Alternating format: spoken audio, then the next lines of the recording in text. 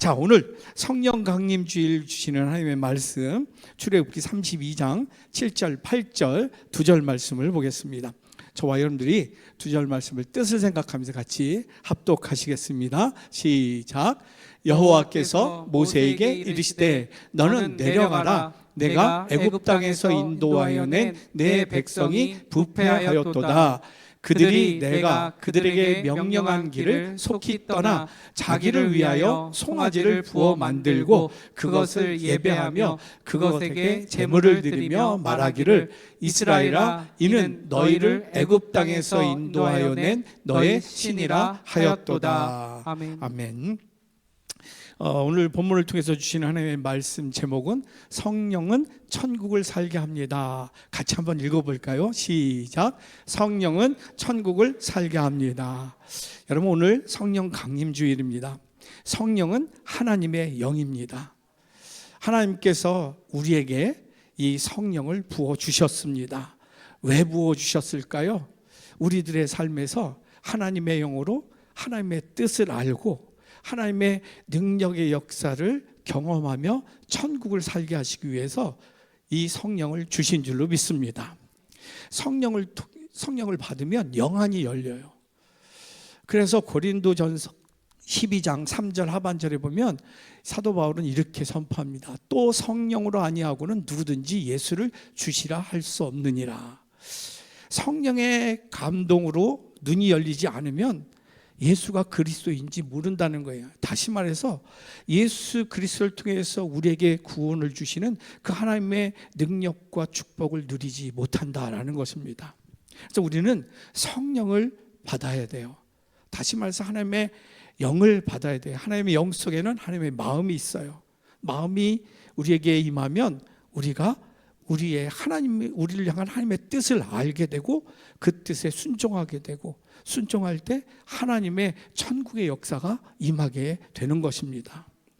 여러분, 성령으로 이끌림 받는 삶은 그래서 천국을 살게 돼요. 여러분, 마더 테레사 수녀의 그 헌신의 계기의 일이 있습니다. 한번 볼까요? 마더 테레사 수녀님이 쓴 하나님께 드리는 선물이라는 책이 있어요. 거기서 자신이 콜링 받은 이야기가 나오는데, 하루는 테레사 수녀가 다르질링이라는 인도의 한 도시로 가고 있는데 그 도시를 가는 과정에 기차를 타요. 근데 기차가 362차예요. 여러분, 인도 기차 어떤지 아시잖아요. 막 찌른 내가 진동합니다. 오물이 난리가 아니에요. 사람들이 바글바글해요. 그 기차가 보면 술 취한 사람들이 막 소리 지르고 싸우고 엄청난 시장, 돗대기 시장 같아요. 근데 거기서 테레사 수녀는 묵상 기도해요. 하나님의 마음을 묻습니다. 근데 그때 하나님의 음성이 들리는 거예요. 너 테레사야, 여기에서 5마일만 가면 50만 명의 노숙자들이 길거리에서 나서 길거리에서 살다가 길거리에서 죽고 있다. 너는 그들에게 가서 살아있을 때는 잠자리를 주고 죽으면 무덤을 주어라 라는 하나님의 음성이 들리게 됩니다. 그 음성을 들은 테레사 수녀는 곧바로 수도원을 떠날 준비를 합니다. 그때가 1948년 8월 8일. 그녀는 그 콜링을 받자마자 그날 저녁에 로레투 수녀원의 수녀복을 벗습니다. 그리고 인도에서 가장 미천한 여인들이 입는 흰색 사리로 갈아입습니다. 그리고 수도원을 떠납니다. 그러면서 수도원을 떠나기 바로 직전에 일기에 이렇게 남깁니다. 주님, 나는 오늘 밤 어디에서 잘지 모르고 떠납니다. 주님, 나는 내일 아침 무엇을 먹을지 모르고 떠납니다.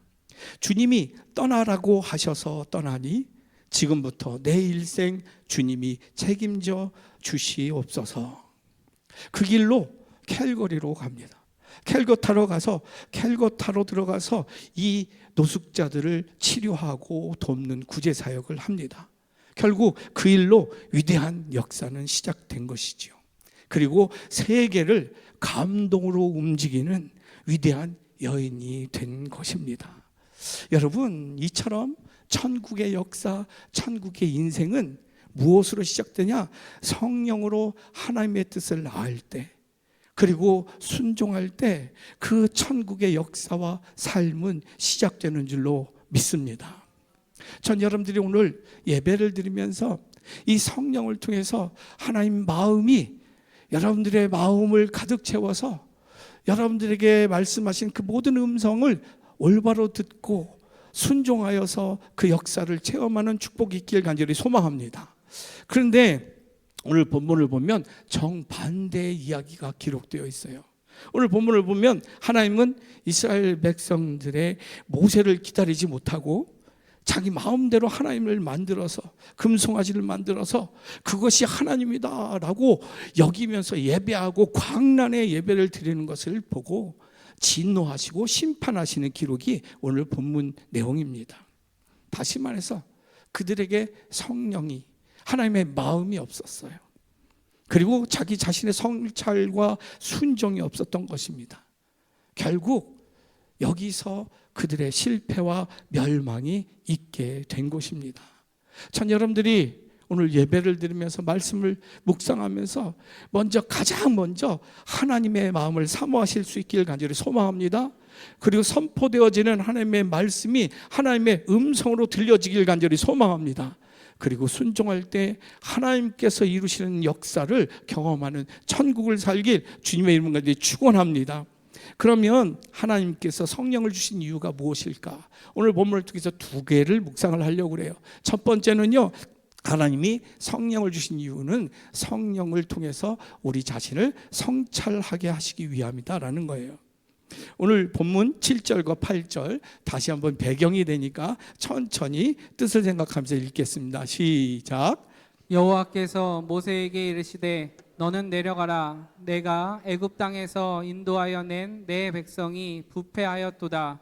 그들이 내가 그들에게 명령한 길을 속히 떠나 자기를 위하여 송아지를 부어 만들고 그것을 예배하며 그것에게 제물을 드리며 말하기를 이스라엘아, 이는 너희를 애굽 땅에서 인도하여 낸 너희 신이라 하였도다. 아멘. 오늘 본문은 지금 하나님의 진노를 지금 보게 됩니다. 이 하나님의 진노하심은 무엇입니까? 변하지 않는 이스라엘 백성들을 향한 하나님과의 관계 단절을 선포하고 있는 것입니다. 지금 하나님은 이스라엘 자손들을 내 백성이라고 하지 않아요. 7절 말씀 좀 보여주시겠습니까? 내가 애굽 땅에서 인도한 너의 백성이라고 부르고 있어요. 나의 백성이라고 지금 하지 않고 모세에게 너의 백성이라고 얘기합니다. 그리고 10절 9절 이하에 보면 이 백성이라고 3인칭으로 사용하고 있는 것을 보게 됩니다. 왜 하나님이 그렇게 부르시는가? 그것은 그들과 이스라엘 백성들과 나는 관계가 없다라는 거예요. 관계의 단절을 선포합니다.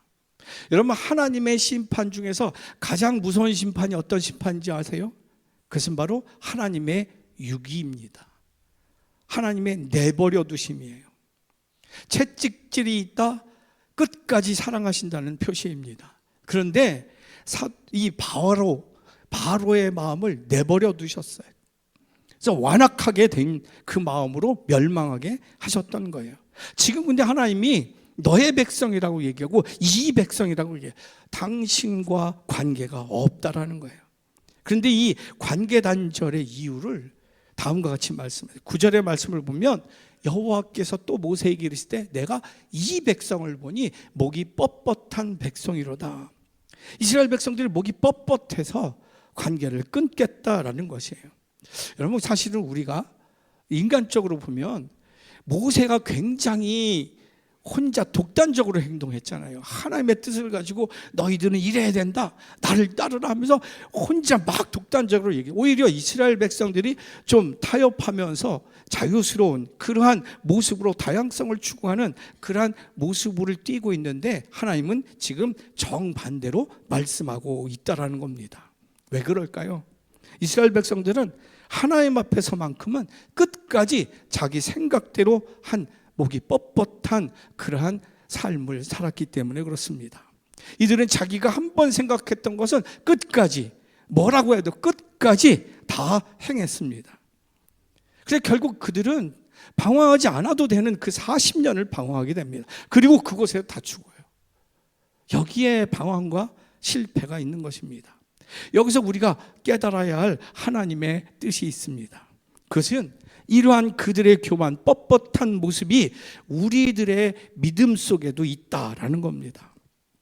여러분, 우리가 신앙생활을 하는 이유가 무엇입니까? 그것은 하나님의 말씀을 듣고 배우면서 예배를 통해서 하나님과 교제를 나누면서 하나님과 동행하면서 내 인생의 삶의 문제를 하나님과 극복해 나가고 이겨나가고 넉넉히 천국을 살며 천국까지 가길 원해서 우리가 신앙생활을 하는 것 아니겠습니까? 그런데 문제가 뭐냐? 말씀이 우리 인생을 이끌어야 되는데 우리들의 삶이 말씀을 이용하는 삶일 때가 참 많다라는 거예요. 말씀이 우리의 삶을 이끌어야 되는데 우리의 삶에 말씀을 꿰어 맞추는 이용하는 신앙일 때가 너무나도 많다라는 거예요. 그 삶에는 그 어떤 하나님의 역사와 능력도 나타나지 않습니다. 오히려 그 말씀으로 인해서 합리화시키고 또 자기 강화를 위하여서 사용하는 그 말씀 때문에 그 욕망과 그 죄악이 더 악해지게 됩니다. 거기에 신앙생활의 실패가 있습니다. 이것을 가슴 아파하는 사역자 중에 한 분인 지홍원 목사님이 쓴 책 말씀으로 기도하라라는 책이 있어요. 이분은 지금 뉴욕 거리에서 회개하십시오, 마지막 때가 다가왔습니다라고 외쳤던 그런 목사님이에요. 근데 이분이 이런 얘기를 해요. 말씀이 우리의 삶을 이끌어야 된다라고 얘기하면서 우리는 그 거꾸로 산다라고 얘기하면서 가룟유다를 얘기를 해요. 가룟유다는 엘리트였어요. 12제자 중에 엘리트였어요. 그래서 예수님이 제일 신뢰했던 사람이었어요. 그리고 3년 동안 예수님과 먹고 자고 하면서 예수님의 그 기적들을 경험하고 그 사랑들을 경험하고 하늘나라의 천국에 그 진리에 깨닫지 못한 세상 사람들은 절대 들을 수 없는 그 천국의 말씀들을 3년 동안 들었던 사람이에요. 근데 그 말씀을 듣고 그 기적들을 체험한 그 삶이었지만 결국에는 그는 예수님을 팔았습니다. 왜요? 그는 말씀을 들었지만 그 말씀으로 자기 자신을 보지 않았어요. 자기 부인을 위하여서 그 말씀을 사용한 것이 아니라 자아를 더 강화시키는 도구, 자기의 이념과 사상을 더 세워가는 도구로 그 말씀을 이용했던 것입니다. 그래서 이렇게 썼어요. 아무리 성경을 알고 암송한다 하더라도 신앙이 그런 차원, 자기 자신을 강화시키는 도구로 서 있는 그 차원에 머물러 있다면 그것은 암세포의 영양분을 계속 주입시키는 것과 다를 바 없다. 말씀은 자기 부인과 성령을 바라보는 도구로 쓰임받아야 한다. 그럴 때 영적 자유가 임하며 그로부터 자기 부인이 실천되어지며 가족 구원이 이루어지고 그 구원이 이웃과 열방으로 퍼져갈 것이다 라고 도전의 메시지를 줍니다. 여러분, 말씀과 신앙을 자기 자신의 뜻을 관철시키기 위한 방편으로 사용할 때 그 삶은 하나님과의 관계가 끊어지게 됩니다. 관계 단절이 되는 것이에요. 거기에 아픔이 있고 방황이 있고 실패가 있는 것입니다. 여러분, 우리가 신앙생활할 때 성령의 성찰이 꼭 필요한 이유가 여기 있습니다. 유기성 목사님이 제자 훈련하면서 그런 글을 썼어요. 제자 훈련할 때 한 자매가 있어요. 근데 그 자매가 제자 훈련을 하면서 자기 언니, 예수를 믿지 않는 언니를 위해서 그렇게 구원을 해서 기도하면서 헌신을 하고 있었어요. 그런데 그 언니를 위해서 구원받게 하기 위해서 싸우지도 않고 맨날 양보하고 참아주고 달라는 거 다 주고 그렇게 하는데 오히려 언니는 자기 기분 내키는 대로 행동하고 자기를 굉장히 무시하고 그래서 너무나 속상하고 화가 난다는 것이에요. 그래서 목사님, 어떻게 이럴 수가 있을까요? 저는 목사님 말씀대로 언니를 위해서 기도하고 있는데 언니를 위해서 참고 해달라는 거 다 해주는데 언니는 변화가기는커녕 자기 마음대로 시키고 오히려 저를 만만하게 대해요. 너무 속상합니다 라고 하니까 목사님이 지금 자매님은 기도응답을 받고 있네요 라고 얘기를 해요. 이게 기도응답이에요? 그렇지. 그럼 기도가 뭐라고 생각해요? 그러면서 거기에 깊은 깨달음의 메시지를 썼어요. 기도가 하나님을 주장하고 움직이는 것이라고 생각하는가? 내가 기도하면 하나님은 꼭 움직이셔야만 하는가? 아니다.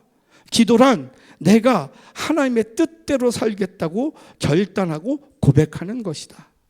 어떤 상황에서도 자신의 십자가를 지는 것이다. 기도하는 당사자가 변하지 않는데 기도하는 대상이 변화되리라 생각하는가? 요나와 이스라엘이 변하지 않을 때 하나님께서는 변하지 않는 악한 세상보다도 변하지 않는 요나와 이스라엘을 더 악하게 보셨다. 하나님은 요나를 통해 우리에게 물으신다. 세상을 향해 내가 택하고 부른 너는 지금 어떻게 살고 있느냐? 여러분, 요나와 이스라엘이 변하지 않는 것, 무엇을 지적했는지 여러분 요나 아시죠? 요나를 하나님께서 느느웨 성을 구원하시기 위한 선지자로 세우셨어요. 근데 이 요나에게 있어서 니느웨는 어떤 땅이냐? 우리에게 일제 36년 동안 우리를 그렇게 착취하고 처참하게 죽였고 악랄했던 그 일본이랑 비슷해요. 그런데 그 니느웨 땅에 가서 하나님의 심판이 임할 것이다 라는 그런 메시지를 전하라고 요나를 선택하신 거예요. 근데 요나가 가만히 보니까 이건 심판하려고 하시는 게 아니라 용서하려고 지금 메시지를 선포하게 하시는 것 같아요. 진짜 심판하실 것이면 그냥 심판하시면 되는데 왜 너희들 망할 것이다, 돌이키지 않으면 망할 것이다, 왜 이 메시지를 전하게 하셨을까? 보니까 용서하려고 그래. 자기는 용서가 안 돼. 그래서 니느웨로 가는 길을 멈추고 다시스로 가는 길을 탔던 것이죠. 여러분, 그래서 하나님께서는 이러한 요나, 자기 의로 신앙생활하는 이러한 요나와 이스라엘이 자기만 구원받는 선민의식에 변하지 않는 그들을 변하지 않는 세상보다도 더 악하게 여기셨다라는 것이에요. 왜 요나는 그럴까요? 성령으로 자기 자신을 보지 못했던 것입니다. 여러분, 그래서 믿음의 글에 이런 글이 있어요. 신앙은 성령을 통해 자기 자신을 보는 것이다 라는 겁니다. 여러분, 이게 얼마나 중요한지 몰라요. 그때 성령을 통해서 우리는 하나님의 마음을 알게 돼요. 여러분들이 당하는 그 문제를 왜 주셨는지 그 문제가 해석이 되어집니다. 그 문제가 해석이 되어지면 하나님이 이끄시는 방향을 알게 됩니다. 그리고 그 방향을 알게 됨과 동시에 하나님께서 그 문제를 통해서 나를 거룩하게 세워주시고 나의 그 문제의 공동체를 회복시키시는 그 비전을 보게 되는 줄로 믿습니다. 그래서 에이든 윌슨 토저 목사님, 그 영적 지도자가 쓴 압도적 임재를 갈망하라는 책에서 왜 하나님의 그 말씀을 올바로 따르지 않는 사람들이 관계 단절을 겪는가에 대해서 이렇게 썼어요. 예수님을 떠난 사람들, 관계 단절이 된 사람들의 공통점이 있는데 그것은 뭐냐? 바로 신앙생활 중에 자기가 했다라는 거예요. 부자 청년이 와서 내가 구원받으려면 무엇을 해야 됩니까? 라고 했을 때 예수님은 이러한 일들을 해야 된다, 율법을 지켜야 된다라고 했을 때 제가 다 지켰습니다. 근데 그 다음에 그 모든 것을 팔고 나를 따르라고 했을 때 그는 내가 했는데 그것을 왜 줘야 되는가 라는 갈등으로 예수님과 관계단절로 떠났다라는 겁니다. 자기가 했는데. 근데 삭개오는 자기가 한 것이 아니라 나는 하지 못했습니다 하면서 주님과 동행하게 되었다라는 거예요.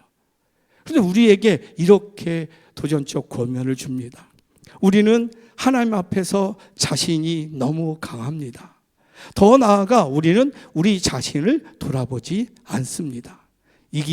여기에 우리의 멸망이 있습니다. 거기 질문이 있어요. 지금 나에게 있어서 하나님과 올바른 관계를 위해 나를 돌아보는 기도는 무엇이 있습니까? 라는 질문이에요. 여러분, 여러분의 기도 제목 그게 여러분의 신앙의 전부일 것이에요. 그것을 위해서 신앙생활을 하고 있습니다. 그런데 여러분들이 지금 하고 있는 그 기도가 세상을 바라보게 하고 다른 사람을 바라보게 하는 기도입니까? 아니면 그 기도가 여러분 자신을 성찰하게 하는 기도입니까? 거기에 이미 그 기도의 응답에 결정이 났습니다. 그 사람만 변하게 해주시옵소서. 그 환경만 바꿔주시면. 아니에요. 왜 하나님이 그 문제를 가지고 기도하게 하셨는지를 모르는 거예요. 하나님은 그래서 자기 자신을 성찰하기 위해서 하나님의 성령, 하나님의 마음을 부어주신 줄로 믿습니다. 전 여러분들이 무엇을 기도하든지 무엇을 행하든지 성령 하나님의 마음으로 그 기도와 그 행함을 바라보실 수 있기를 간절히 소망합니다. 그럴 때 하나님께서 주신 그 문제와 그 아픔과 그 막힘이 해석이 될 줄로 믿습니다. 그리고 나는 할 수 없다는 것을 깨닫게 될 때 하나님께 순종하고 나아가게 될 줄로 믿습니다. 거기에 하나님의 역사가 있어요. 전 여러분들이 오늘 성령 강림 주일에 하나님께서 성령을 부어주신 이유를 분명히 알기를 간절히 소망합니다. 그래서 하나님의 마음으로 영안이 열리기를 간절히 소망합니다. 그래서 여러분 자신을 통해서 여러분들의 앞길이 열리기를 주님의 이름 간절히 축원합니다. 두 번째, 하나님께서 성령을 우리에게 주신 이유는 성령은 순종으로 이끌기 때문입니다. 오늘 본문 10절 말씀 한번 같이 읽겠습니다. 시작. 그런즉 내가 하는 대로 두라. 내가 그들에게 진노하여 그들을 진멸하고 너를 큰 나라가 되게 하리라. 얼마나 하나님이 화가 나셨으면 이스라엘 백성들을 다 멸하고 모세 하나만 선택해서 새로운 나라를 세우겠다 말씀을 하세요. 얼마나 화가 났으면. 근데 이 말씀 속에 우리가 깨달아야 되는 것은 뭐냐? 진짜 하나님께서 이스라엘 버리고 모세만 선택할까 아닐까 할 수 있을까, 이게 중요한 게 아니라 이렇게 진노하신 이유는 이스라엘 백성들이 하나님의 말씀을 떠나서 자기 방식대로 믿는 것이 얼마나 큰 죄인지를 알게 하시기 위한 진노라는 것이에요. 우리 신앙생활 하는 사람들이 하나님의 말씀대로 믿음을 갖는 게 아니라 자기 생각대로 신앙생활을 하는 게 얼마나 큰 죄이고 멸망의 일인지 알라라는 것입니다. 하나님은 지금 200만 명이 넘는 이스라엘 백성들을 다 버리시고 진실로 말씀만 붙들고 순종하는 그 한 사람 모세를 택하겠다 말씀하시는 거예요. 여러분, 하나님 불가능하실까요? 아니에요. 아브라함을 통해서 200만 명을 만드셨어요.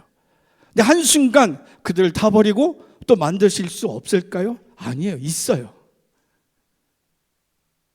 그런데 하나님께서는 왜 진노하시며 말씀하실까요? 그냥 진멸하시면 되는데 너 그러면 맞아? 너 그러면 버려?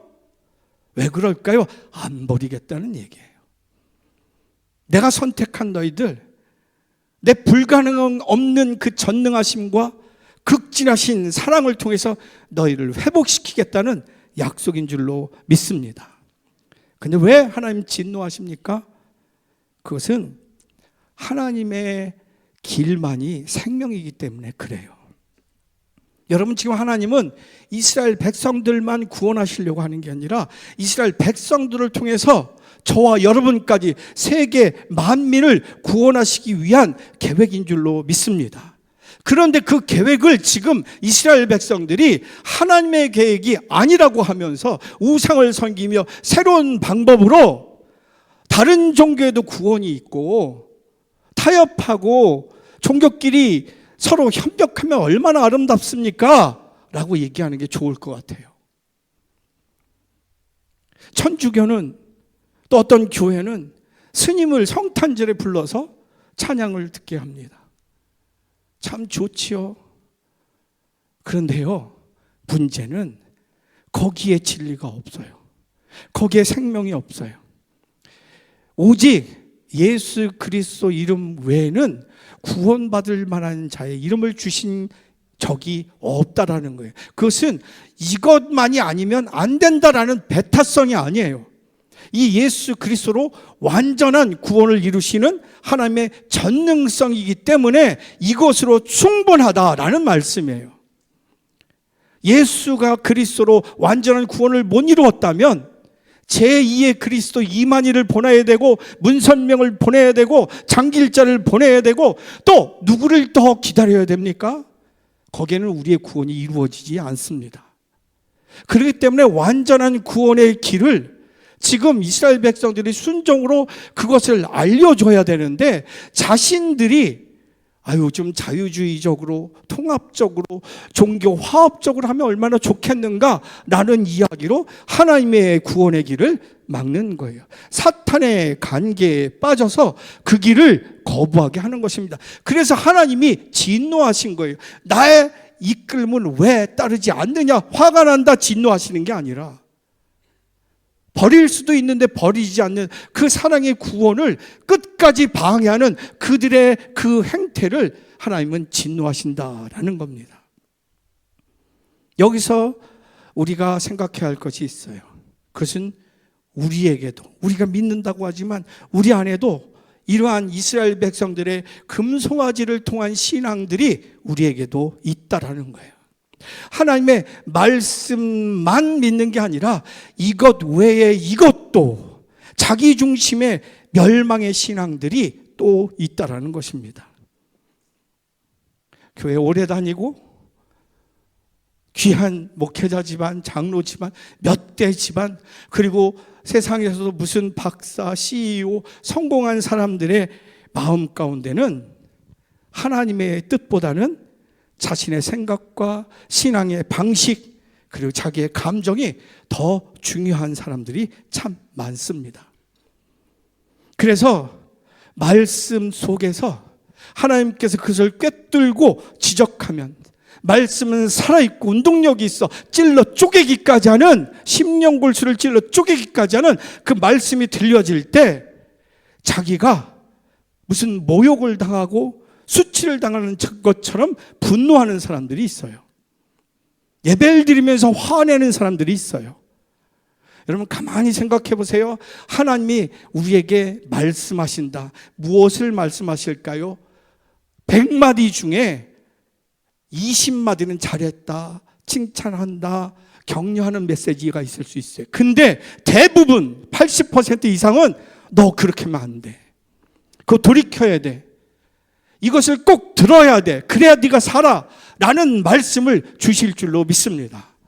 말씀을 듣는 때 마음이 찔려 속상해 분노, 여러분 그것은 올바로 말씀이 들리는 거예요. 거기에서 넘어지면 사탄에 의해서 넘어지는 것이에요. 하나님의 말씀은 치유의 말씀인 줄로 믿습니다. 하나님의 말씀은 회복의 말씀인 줄로 믿습니다. 하나님의 말씀은 생명으로 이끄는 말씀인 줄로 믿습니다. 그래서 순종의 삶이 얼마나 큰 축복인지 몰라요. 순종하는 길을 가잖아요.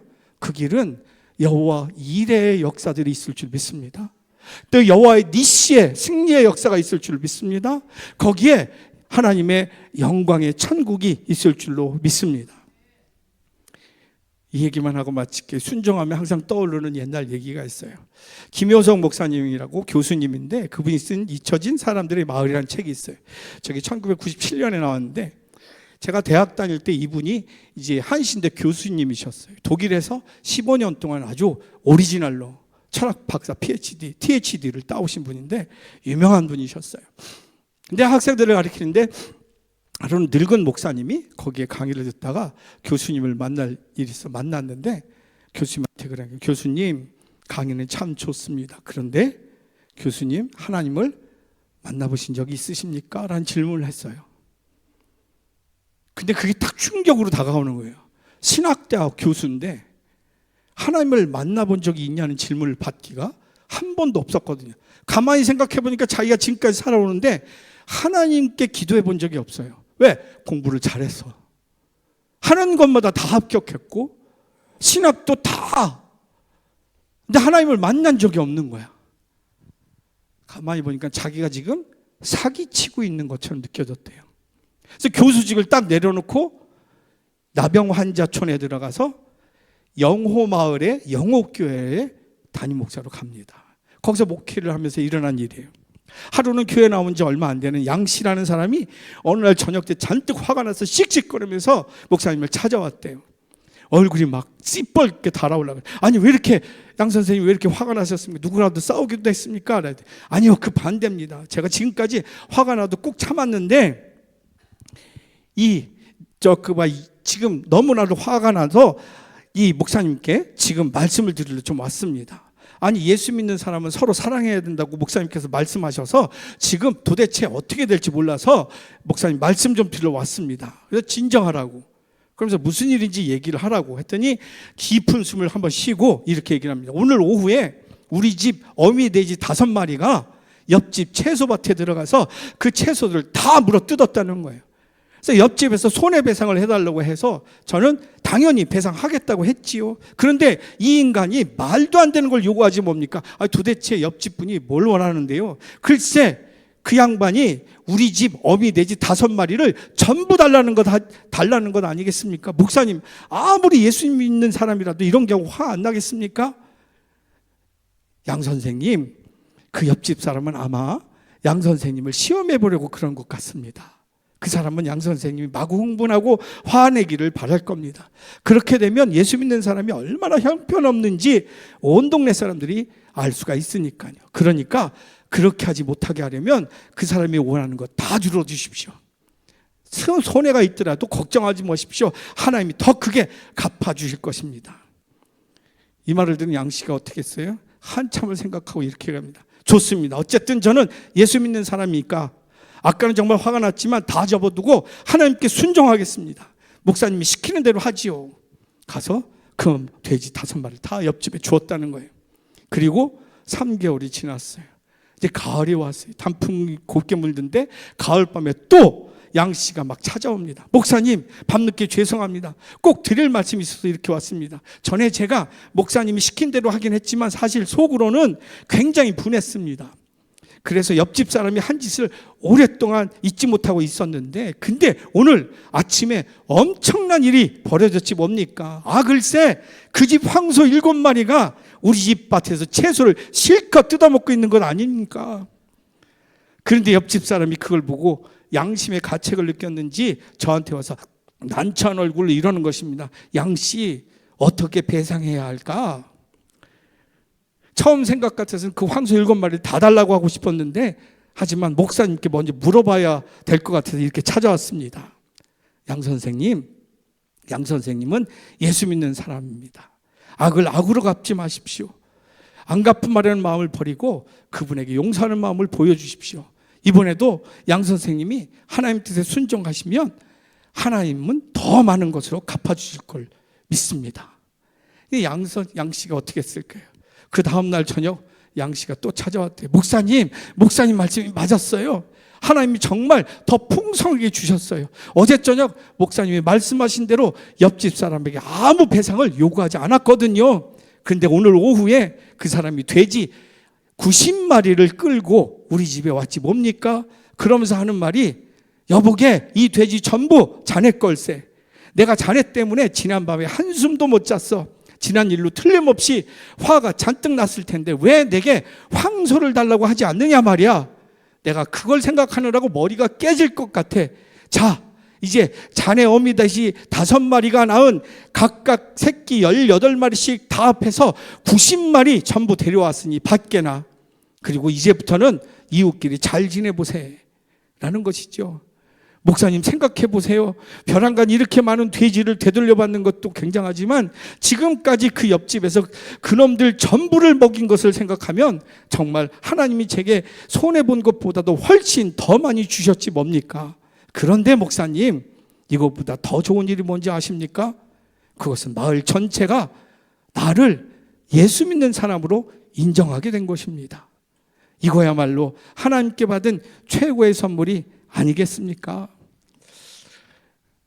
참 그때 여러분 우리 80년대 70년대 신앙생활 이랬어요.